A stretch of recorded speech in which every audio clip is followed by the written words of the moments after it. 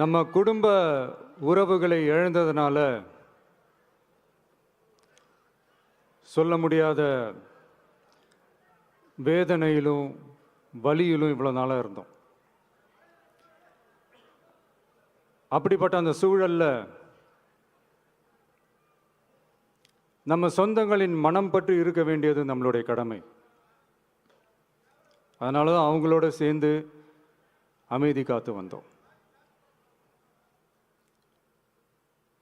ஆனால் இப்படி அமைதி காத்து வந்த நேரத்தில் நம்மளை பற்றி வன்ம அரசியல் வலைகள், அர்த்தமற்ற அவதூறுகள்னு இந்த மாதிரி நிறையா விஷயங்கள் நம்மளை பற்றி பின்னப்பட்டன, பரப்பப்பட்டன. இது எல்லாமே சட்டம் மற்றும் சத்தியத்தின் துணை கொண்டு துடைத்து எறிய தான் போகிறோம்.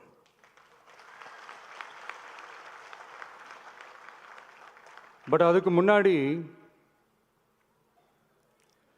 தமிழக சட்டமன்றத்தில் நமக்கு எதிராக நிகழ்த்தப்பட்ட ஓர் உரைக்கு ஒரு நாகரிக பதிலடி கொடுக்கணும்னு நான் நினைக்கிறேன்.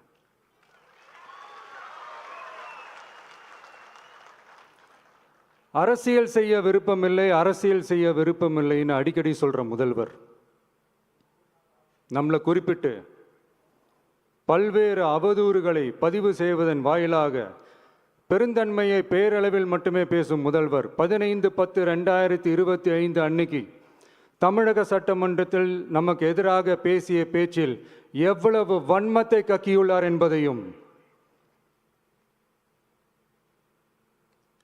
எப்படிப்பட்ட ஒரு அரசியல் செய்ய முயல்கிறார் என்பதையும் தமிழக மக்கள் உணராமலா இருப்பாங்க?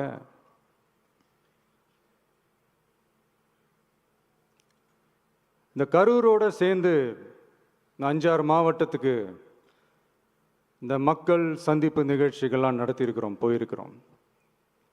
அங்கெல்லாம்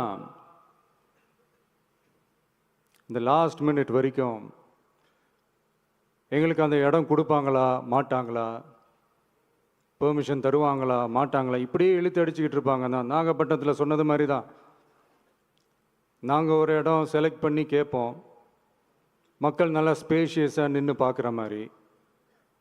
பட் அவங்க அதையெல்லாம் ரிஜெக்ட் பண்ணிவிட்டு மக்கள் நெருக்கடியோடு நின்று பார்க்குற மாதிரி ஒரு இடத்த செலக்ட் பண்ணி எங்களுக்கு கொடுப்பாங்க. இது டிஃபால்ட்டாக எல்லா இடத்துலையும் இந்த ஒரு ஆர்கியூமெண்ட் நடந்துகிட்ருக்கோன்னு வைங்க. அது மட்டும் இல்லை, இந்தியாவிலேயே எந்த ஒரு அரசியல் கட்சி தலைவருக்கும் கொடுக்கப்படாத கண்டிஷன்ஸ். பஸ்ஸுக்குள்ளேயே இருந்து பார்க்கணும், மேலே கை காட்டக்கூடாது, இப்படிலாம் ஒரு அதீத கட்டுப்பாடுகளை கொடுத்த உடனே எங்கள் சைட்லேருந்து ஒரு அறிக்கையும் வெளியிட்டோம். அது மட்டும் இல்லை, தமிழக வெற்றி கழகம் சார்பாக அனைத்து கட்சிகளுக்கும் சமமாக ஒரு முறையான ஒரு பொது வழிகாட்டு முறைகள், SOPஸ்ன்னு சொல்லுவாங்க, அதையும் வழங்கணும்னு சொல்லி உயர்நீதிமன்றத்தையும் நாடி இருக்கணும். இதுவும் தமிழக மக்கள் உணராமலா இருப்பாங்க? இப்படி ஒரு அரசியல் காழ்ப்புடன், நேர்மை திறனற்று நம்மளை பற்றி குற்றம் சாட்டியுள்ள குறுகிய மனம் கொண்ட முதல்வர் அவர்களுக்கு ஒரு சில கேள்விகள். உச்சநீதிமன்றத்தில், அதாவது 13/10/2025 அன்னைக்கு உச்சநீதிமன்றத்தில் நடந்த அந்த விவாதங்களை வைத்தும் அந்த உத்தரவுகளை வைத்தும் இந்த கேள்விகள். இப்படி பொய் மூட்டைகளாக நம்மளை பற்றி இந்த அவதூறுகளை அவிழ்த்து விட்ட முதல்வர் அவர்களுக்கும் திமுக அரசுக்கும் சார்பாக கோடிகளை கொட்டி அமர்த்தப்பட்ட அறிவார்ந்த வழக்கறிஞர்கள் அவங்க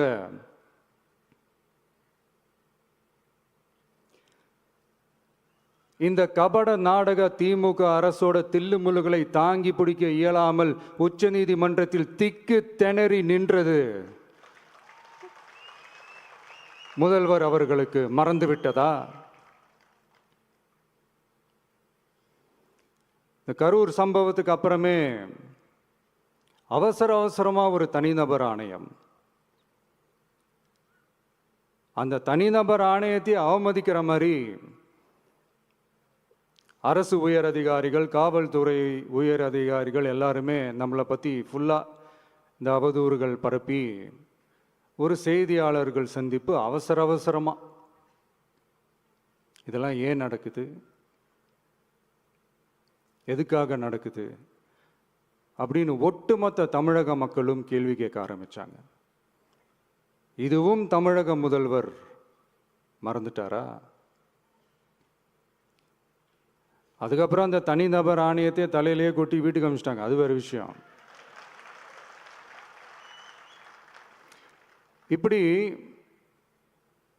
இப்படிலாம் கேள்வி கேட்ட உடனே ஏதாவது பதில் சொல்லி ஆகணும்ல. அதனால சட்டமன்றத்தில் பேசும்போது உண்மை நிலையை தெளிவுபடுத்தத்தான் அப்படின்னு ஏதோ இந்த சட்ட ரீதியாகவும் சத்தியத்திற்காகவும் நடந்தது போல ஏதோ சாமர்த்தியமாக பேசுகிறதா நினச்சி பேசியிருக்காங்க. இப்படி ஒரு 50 வருஷமாக பொது வாழ்க்கையில் இருக்கிற ஒருத்தவங்க ஒரு முதல்வர் அவர்கள் சொன்னது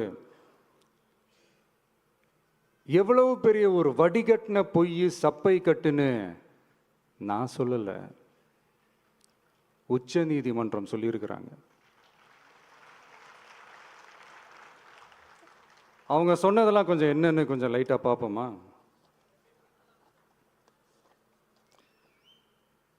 The comments which have been made before the media by the top officers of the police department may create doubt in the minds of the citizenry on impartiality and fair investigation. The faith and trust of the general public on the process of investigation must be restored in the criminal justice system. அதாவது அரசு காவல் உயர் அதிகாரிகள் ஊடகங்களிடம் பேசியது என்பது பொதுமக்களிடையே நியாயமான விசாரணை நடக்குமா என்ற சந்தேகத்தை ஏற்படுத்தக்கூடும் என்றும், நியாயமான விசாரணை மூலமே அந்த சந்தேகத்தை மீட்டெடுத்தே ஆக வேண்டும் என்றும் உச்சநீதிமன்றம் தமிழக அரசின் தலையில் ஓங்கி நறுக்கு நறுக்கு நறுக்கு என்று கொட்டியதை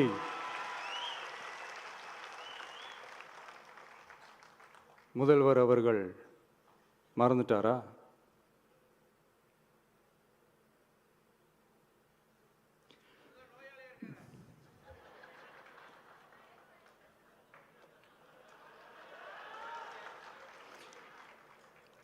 மாண்பமை சென்னை உயர்நீதிமன்றத்தின் மாண்புமிகு நீதியரசர் SIT அமைத்து உத்தரவிட்டார் அல்லவா? அந்த உத்தரவை ஏதோ சட்டத்தின் மீதும் நீதி பரிபாலனத்தின் மீதும் மரியாதை கொண்டவர்கள் போல ஒரு நாடகத்தனமான கொண்டாட்டத்தை திமுகவும் திமுகவிற்கு ஒத்து ஊதுவோரும் நடத்தி கூத்தாடி குதூளித்தனர் அல்லவா? தாவேகாவிற்கு எதிராகவும் நமக்கு எதிராகவும் உயர்நீதிமன்ற மாண்புமிகு நீதியரசர் தீர்ப்பளித்து விட்டதாக விதந்தோதி விழா எடுத்தனர் அல்லவா? அந்த உத்தரவை குறித்து சொல்லும்போது எந்த ஆவணத்தின் அடிப்படையில் அந்த உத்தரவு அமைக்கப்பட்டது? நான் கேட்கல, உச்சநீதிமன்றம் கேட்டிருக்கிறாங்க. The judgment is completely silent about how learned single judge arrived at such a conclusion and what material was pursued by the court என்று உச்சநீதிமன்றம் உரத்த குரலில் கேள்வி கேட்டது. அப்போதும் கூட உச்சநீதிமன்றத்தில் திமுக அரசுக்காக வாதாடிய அறிவார்ந்த மூத்த வழக்கறிஞர்கள் பதில் சொல்ல இயலாமல் வாய் மூடி மௌனம் காத்ததை நாடே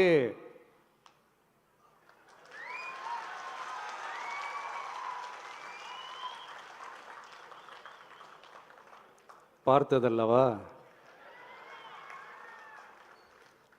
இதையும் முதல்வர் அவர்கள் மறந்துட்டாரா?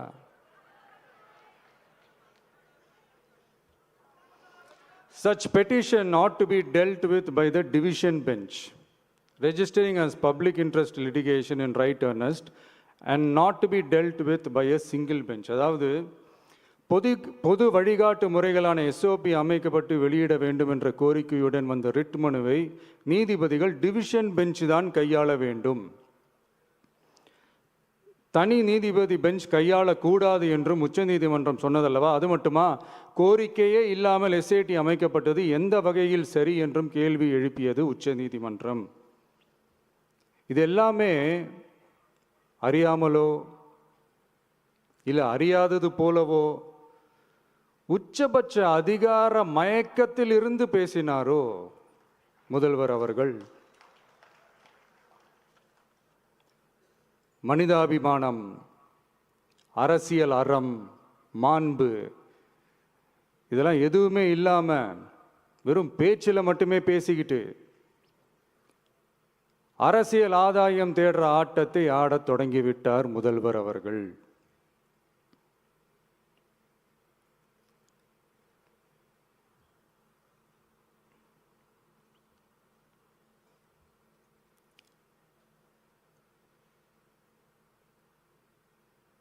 இதெல்லாம் என்ன அவங்களுக்கு புதுசா என்ன? 1969க்கு அப்புறமே எப்போ கட்சி அவங்க கைக்கு வந்ததோ, இன்னும் குறிப்பாக சொல்லணும்னா 1972க்கு அப்புறம் கேள்வி கேட்க ஆளே இல்லாமல் போச்சுல்ல, அதுக்கப்புறமே இந்த திமுக தலைமை இப்படி தானே இருக்குது. இப்போ நாங்கள் கேட்டோமே இந்த சில கேள்விகள்லாம், இதெல்லாம் நான் கேட்கல, சுப்ரீம் கோர்ட் கேட்டிருக்கு. இதனால் என்ன புரிய வருது? இந்த கவர்மெண்ட் நடத்துகிற அந்த விசாரணை மேலே சந்தேகம் ஏற்படுதுன்னா அதுக்கு என்ன அர்த்தம்? உங்கள் மேலே நம்பிக்கை இல்லைன்னு அர்த்தம்.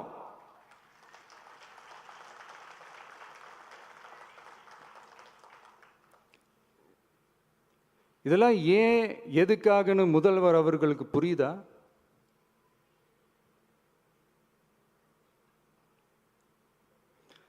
சுப்ரீம் கோர்ட் சொன்னதோட மட்டும் இல்லை, நிஜத்திலும் இன்னைக்கு மக்களுக்கு இந்த கவர்மெண்ட் மேலே இருக்கிற நம்பிக்கை மொத்தமாக மண்ணுக்குள் புதைந்து விட்டது.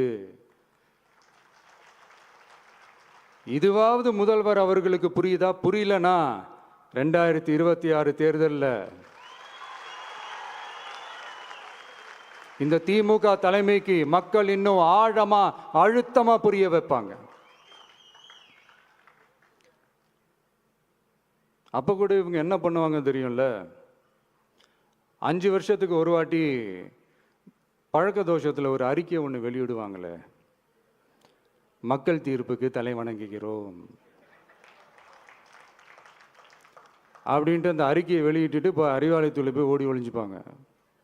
இப்பவே ரெடி பண்ணி வச்சுக்கோங்க அந்த அறிக்கையை. எப்படி? மக்கள் தீர்ப்புக்கு தலை வணங்குகிறோம்.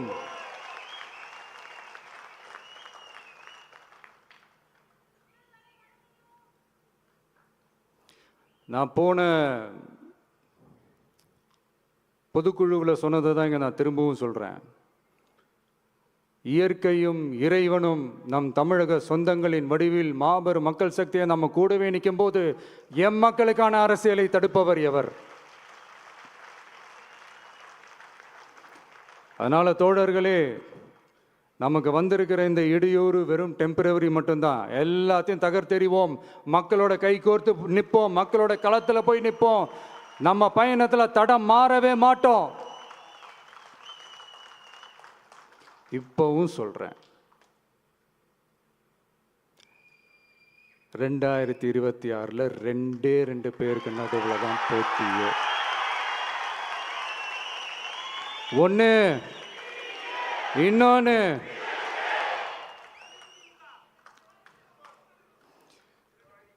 இந்த போட்டி இன்னும் ஸ்ட்ராங்கா மாறப்போகுது. 100% வெற்றி நமக்கு. வாகை சூடுவோம், வரலாறு படைப்போம், கான்பிடென்டா இருங்க, நல்லதே நடக்கும், வெற்றி நிச்சயம். மீண்டும் சந்திக்கும் வரை நன்றி, வணக்கம்.